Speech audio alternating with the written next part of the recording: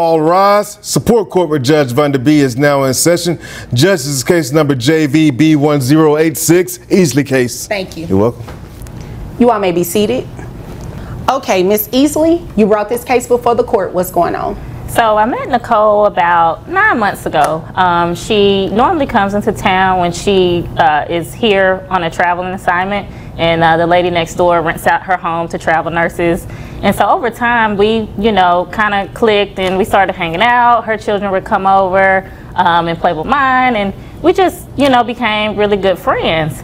And so this particular time, she had another assignment somewhere else, and her current nanny wasn't available. And so I offered to keep the kids. I had just finished special agent school, and I had some downtime.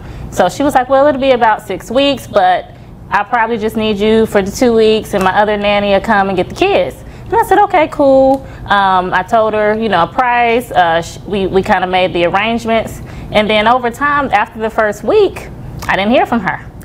She didn't. Wait a minute. So after a week of you having her children, she didn't call you, she didn't check on them, no FaceTime, nothing? I couldn't get her on the phone. I would call, I would send her a text, the kids would even call. I think that the 10-year-old has a phone. He even tried to call. She just wasn't. Strap in, because this story takes a wild turn. It all began with a simple favor. Easily agreed to watch Nicole's kids while she took a short nursing assignment. Nicole, a traveling nurse, promised she'd be back in 2 weeks. But after just 1 week, she dropped off the radar completely. No phone calls, no texts, no updates. Not even her own 10-year-old's calls were returned. And to top it off, no payment for childcare. In court, the judge is already raising eyebrows, but Easily remains calm, laying out every missed check-in with quiet confidence. It's more than just a case of unpaid babysitting. It's the beginning of something much deeper. You can feel it. Neglect is just the tip of the iceberg. And their ages are 10 and 7. 10 and 7, okay. Boy and girl. Okay. Yeah. So after the first week, I was like, okay, well, maybe she's just busy. I know nurses, they work 12-hour days. Cool. The second week came around, I didn't get the next payment. The next payment would have been through Venmo. She didn't send me no money. She didn't send the payment. I still couldn't get her on the phone. So at the time, my fiance had just got back in town, probably a couple days after she had left. And I kind of was telling him about what was going on, and he, was like, well, just give her some time, and, just, to me, nonchalant about it in a way. And so he ended up having to go back out of town for an emergency work trip. And so I remember when he left, that next week when I couldn't get on the phone again, I happened to just call him, and I couldn't get him on the phone. And I was just like, okay, something isn't right. My detectors went off, and mine I was are like, too. okay. So, so I ended up pulling his location, and I realized they were in the same state. Oh. I said, well, maybe that's a coincidence. He travels a lot, He travels a lot. He travels a lot. She travels a lot. She's a travel nurse. She should only be at the hospital. She shouldn't be any. Things just took a sharp turn, and not in a good way. When Nicole vanished, Easily tried to contact Nicole's fiancé, hoping he might know something. But surprise, he'd gone completely silent too. Something felt off, so Easily did some digging. She checked his location, and guess what? He was in the same state as Nicole. Now what was suspicious is practically screaming obvious. She finally gets him on FaceTime, and boom, Nicole's voice echoes in the background. He panics, stammers, and mumbles something about heading into a meeting. At this point, even the judge leans in. And honestly, who wouldn't? This case isn't just about abandoned kids anymore. It's about deception, double lives, and a love triangle that just collapsed under its own lies. But well, they both who's to travel say a where lot. I should be, but okay. Well, who's to say you should wait your turn? And so, so I end up, I remember I ended up FaceTiming him, and he didn't answer, which is unusual because he would call every night, he would check in. The communication is never our issue. So once, the next day, now we're probably 2.5 weeks in, I got him on the phone that Wednesday morning, and I happened to hear her in the background. Keep going. And so I asked, I said, where you at? He said, I'm getting ready to go into a meeting. And I said, oh, okay. I said, oh, okay. And I left it at that. Oh, wow. I've never held my teacup this long. So now we're going on probably, now we're 2.5 weeks in, and so I decided to call her again. She ends up calling probably that afternoon and was like, oh, I'm sorry, you know, I've been working and it's just been crazy at work, and you know, I'm sorry about the kids. And so I was like, well, where you say you was at again? And she told me where she was at, and I was just like, well, what happened to the nanny that was supposed to be coming? And I said, I thought I might have heard Michael in the background. Are you sure? You know, you at work? And she kind of got an attitude and got real defensive. And I said, I'm at work, and you know, you offered it to the kids, and I'll get you your money, and just the audacity. Yeah. You're keeping her kids. All of that. And you have kids of your own. Kids of my own. Wow. So I have, yeah, and they're older, so I don't, you know. Now we're watching it all come apart. Ms. easily confronts Nicole head-on, and Nicole's responses, flimsy at best.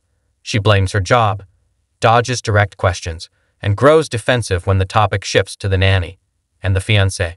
Meanwhile, the facts remain. Weeks have passed, and there's been no payment, no return, and zero support. As easily lays it all out, the courtroom leans in.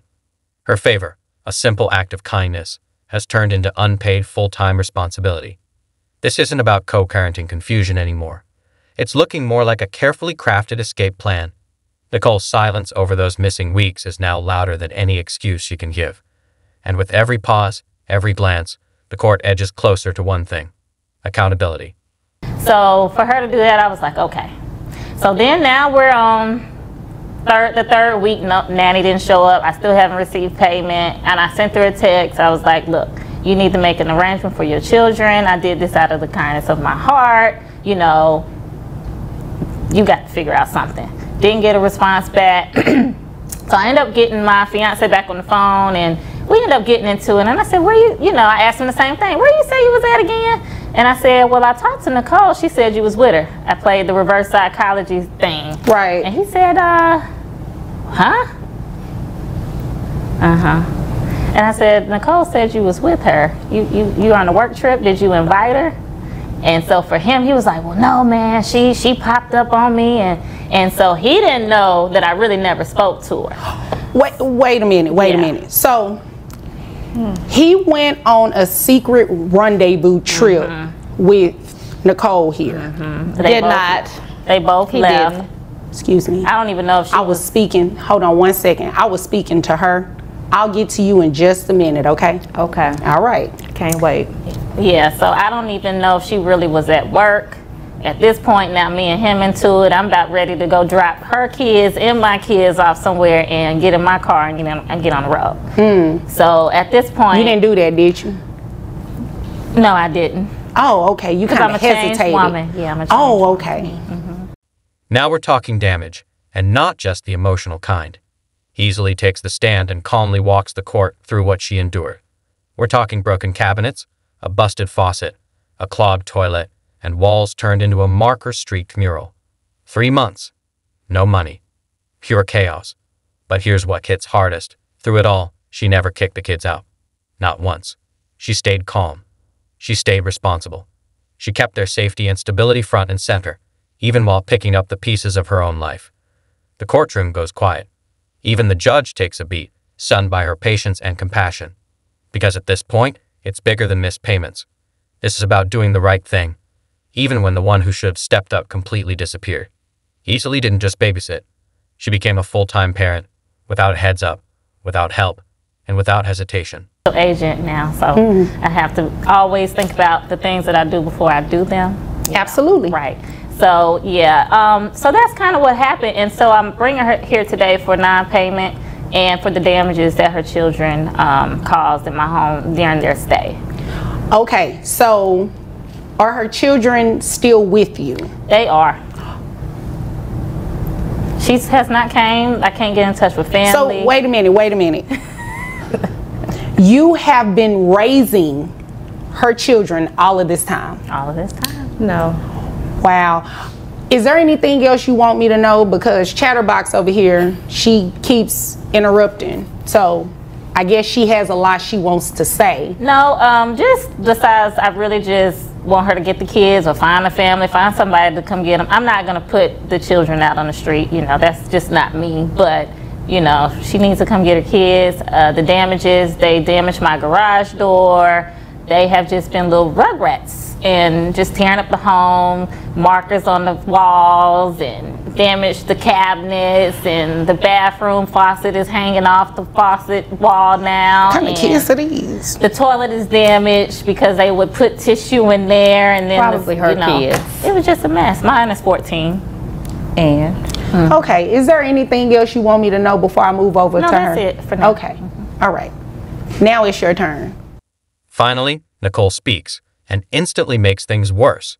Instead of owning up or apologizing, she goes on the offensive. She calls easily controlling, nosy, and difficult. But then comes the slip-up. She casually admits she was with her fiancé the whole time. And as for the money, she claims it was sent through their joint account. The courtroom doesn't buy it. Why would someone who wants control over their money use a shared account? The math and the logic just isn't adding up. The judge is clearly losing patience. Nicole tries to spin the narrative, casting herself as the real victim. But the more she talks, the more it's clear. She abandoned her kids, dodged her responsibilities, and now her defense is falling apart. Her story is shaky. Her credibility? Crumbling fast. on a daily basis. She wants to be in everybody's business. And I just have one question though. Was your location really where Michael was? yes. Oh, It was. so you did run off in the sunset there with her was no man. pop-up. I don't pop up on people. Right, you just show up. No, I was already there. Oh. Yes. When he came, So I was y'all already, planned this? No, I didn't plan anything. So tell me how that came about, that you all just so happened to be in the same place. I am on my assignment, so I'm already stationed to where Well, we I was. understand your And assignment. We do. I don't know how he came to be in the same city as mine. I don't know how his job works, but he ended up being in the same city as mine. I have made payments to her. They have a joint account, so it's not my responsibility if he gets the money out before she notices it's there. That doesn't but I make send my that doesn't make sense. Why would you be making deposits in their joint account for if- keeping the kids. No. Wouldn't it make sense for you to just give it directly to her? Well, that was the agreement, that I was to send the money through the account, not exchange of. Nicole's excuses just keep spiraling. She claims Easily gave her the green light to keep the kids longer. But the judge shuts that down fast, reminding her that someone not throwing your kids out doesn't mean you've earned a free pass. Then Nicole tries to say her work assignment was extended. But the truth is obvious. She makes zero effort to come back for her children. Her tone? Dismissive. Like parenting was just an optional errand she forgot to run. That's when the judge draws the line. Neglect doesn't disappear just because you cover it in excuses. Nicole didn't ask for extended help. She vanished and left someone else holding the weight of her responsibilities. She wanted a favor. What she delivered was abandonment. And now, it's time to face the consequences. Yes, for your kids, I'm sorry. They were both aware of what the money was going for. I'm not just going to be sending money to a guy. That makes no sense to me. But yes, I was sending her money. She volunteered to watch the kids. She volunteered to watch them for a temporary basis. Correct. Not weeks, not months, not to still have them. Yes, but did she tell you that whenever I would call and tell her that my nanny wasn't available or my contract was extended, that she was like, oh, that's no problem, that's no problem. Well, I think the only reason she said that is, like she said, she didn't want to put the kids out on the street. That doesn't cue you to say, oh, well, let me just leave my children there, right? Well, if someone's telling you that's no problem, let them stay, and I'm in a whole nother state, no, I wouldn't want my kids out on the street. But so if you she's took that voluntarily as, you took that as let them stay and stay permanently? No. While you and Michael run off in the sunset? No, my assignment is only 6 weeks. Okay, but after 6 weeks, you still didn't go back and pick them up? My assignment got extended, and when we communicated with each other, she said that was fine. It was extended 2 more weeks. I'm not going to leave my kids with someone permanently. Here's where everything shifts. The judge doesn't hold back. Nicole didn't just leave her kids. She abandoned them, easily, without being asked, became the only stable adult in those children's lives. She didn't just fill in, she stepped up completely. Now, Nicole claims she's picking them up soon. But after 3 months of radio silence, the courtroom isn't buying it. Words are easy. Actions speak louder, and Nicole's actions say everything. The tone changes. This isn't about figuring out what happened anymore. It's about what happens next. No more stalling. No more excuses. The judge makes it crystal clear.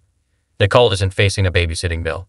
She's facing full-blown child support, because that's exactly what this has become. Okay, it sounds like you've done that, and that's the reason that she's here. I mean, we can't necessarily award damages or anything, but you can definitely be placed on child support if your children are going to remain living with her. They will not. She's assuming the parental role of them every single day based on what she said. Voluntarily. You voluntarily gave them up. No. Yes, I can get my kids. Yes, you did. I can get my kids. Well, it's a little too late for that. You can go pick them up. Yes. But as of today, because they've been with her, how long have they been with you now at this point? Now, 3rd month. 3 months? Mm-hmm. 3 months? And they've been living with you? I've been feeding, caring. And you're still on assignment? I am. Okay, you obviously came here to waste my time because you are definitely going to be paying her some sort of support. In addition to what I've been paying her? How much have you been paying her? She gets $250 a week. $250 a week for a 10-year-old and a 7-year-old? Yes. She's blowing that in 2 days on groceries. Yes, but that's what she wanted. That's what she... Yeah, you came here to waste my time. You playing baby games. No, we're not going to do this. What we are going to do... Now comes the reality check. The judge runs the numbers, and there's no room for debate. Nicole makes $90,000 a year. Yet she was only sending $250 a week for 2 kids. That's barely enough to cover groceries, let alone full-time care. So the court steps in and sets things straight. $1,417 a month in formal child support, adjusted to include her health insurance contributions. Nicole's reaction: pure shock. Panic written all over her face. But this isn't about punishment. It's about balance. Easily has been holding down the fort, acting as a full-time parent while Nicole vanished behind a joint account and a list of excuses. The message is loud and clear. Support isn't optional. Not when you're still collecting paychecks and leaving someone else to do your job. The courtroom has heard enough. And finally, it's time for real accountability. Is put you on child support. Since your children have been living with her this entire time, she's been taking care of them. It doesn't seem like you have any intentions on coming back after your assignment keeps getting extended. But I'm getting them next week. Right. On an extended assignment. Right. Right. But I have a nanny. Okay, well, when you get them back, then you can come back to court and say something different. But until then, I want to make sure that she is at least getting some sort of financial support, because you haven't gotten them before now. You're only saying that because you're in court today. I've seen that before. You have to know, I've heard that song and dance. Yeah, that's not going to work. So, how much money do you make a year? $90,000. Okay. $90,000 and you sent her? Nothing. $250 a week. How much is health insurance? $250 a month. And you're paying that, correct? Correct. All right. So, your gross is $7,250. You have 2 children. Do you have any other children outside of these 2? No, I do not. All right. So that brings your net to $5,667.87. We take that number. Nicole makes one last attempt to defend herself, but the judge isn't buying the performance. Saying you'll get the kids next week doesn't erase 3 months of silence, and it definitely doesn't wipe away her support obligations. The mood in the courtroom shifts, from tense to final. Nicole made her choices. Now the consequences have arrived, and just when it feels like things can't get heavier, easily drops one last reveal. She heard Nicole is pregnant. The judge's face says everything. Nicole didn't just leave her kids behind. She might be starting fresh with someone else. The courtroom tightens around her. No more excuses. No more sidestepping. And then, with a quiet but powerful ruling, The judge delivers the verdict, swift, precise, and fully earned. 5%, that brings your monthly child support to $1,417, and I gave you credit to your $250 health insurance. What was the number? About right. Did you need me to repeat it or say it louder? Please. Okay, it's $1,417 per month. But the kids won't be with her. Well, they are for now, and they have been for the past 3 months. And your assignment with your assignment with your job got extended. So until you pick them up, that's what the situation will be. Now, if you decide to go pick them up and you keep them, right, don't take them back to her, then it can change. But until then, that's what we're going to do. I'm glad that, you know, I'm not married to him, because I'll be asking for spousal support. I heard she's pregnant. Oh. So that number sounds about right. She hears a lot. Well, it doesn't sound like you disagree with anything she said. Yeah, it's right. Is there any other questions? No questions. Okay. Do you have anything further? Thank you, Judge. You're welcome. If there's nothing further, you all are dismissed. And just like that, it's official. The judge confirms the monthly support, $1,417. Nicole protests, but the gavel's already down. She's told plainly, once you pick up your kids and take responsibility, we can revisit this. Until then, the numbers don't lie. The courtroom clears. No drama. No appeal. Just justice delivered. Easily doesn't just walk away with back pay. She walks away with validation. She stepped up when no one else did, and now the court has recognized it. Nicole came in with excuses. The judge answered with accountability. Case closed. But the weight of this ruling? That's something Nicole will carry long after the courtroom doors shut behind her.